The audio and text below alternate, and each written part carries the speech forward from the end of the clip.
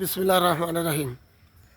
প্রিয় দর্শক, মোল্লা ইউনানি হোমিও দাওয়াখানার পক্ষ থেকে আপনাদেরকে স্বাগত জানাচ্ছি। আজকে আমি আপনাদেরকে একটি গুরুত্ব রেসিপি সহ আম গাছের পাতার উপকারিতার কথা বলবো। রেসিপি হচ্ছে ডায়াবেটিস। আপনারা সবাই জানেন যে ডায়াবেটিস মরণঘাতক রোগ। এটা যাকে একবার ধরে বসে তাকে ছাড়তে চায় না, এবং এটার কারণে শরীরের দুর্বলতা থেকে শুরু করে শরীরের সমস্ত অঙ্গ প্রত্যঙ্গকে দুর্বল করে ফেলে, যাকে অকাল মৃত্যু বলে। এই অকাল মৃত্যুর দিকে ঢেলে দেয়। তো আজকে আমি আপনাদেরকে এই আম পাতা সহ একটা রেসিপি দিয়ে দিব। যে এই যে আম পাতা দেখতেছেন, এই আম পাতার থেকে এই উপরের থেকে 4টে আম পাতা আপনারা নিয়ে নেবেন, আর নেবেন 4টে জাম পাতা, আর 2টা নেবেন ভেরেন্ডা পাতা। এই 3টা পাতা একত্র করে 3.5 কেজি পানিতে এটাকে জাল দিতে হবে।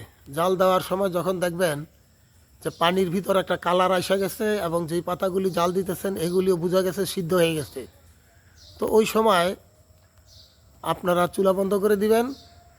এবং এই পানি, এই 3.5 কেজি পানি সারা দিনে ডায়াবেটিসের রোগী খাবে, অন্য কোনো পানি সে খাবে না।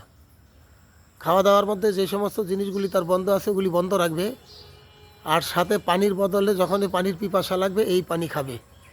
যদি দেখে যে 3.5 কেজির পানি বেশি লাগে, তো পরবর্তী দিন পানি আধা কেজি 1 কেজি বাড়াই দিয়া একটা করে পাতা বাড়াই দিবে, এবং এই পানি সে সারাদিনে খেয়ে শেষ করবে ইনশাআল্লাহ।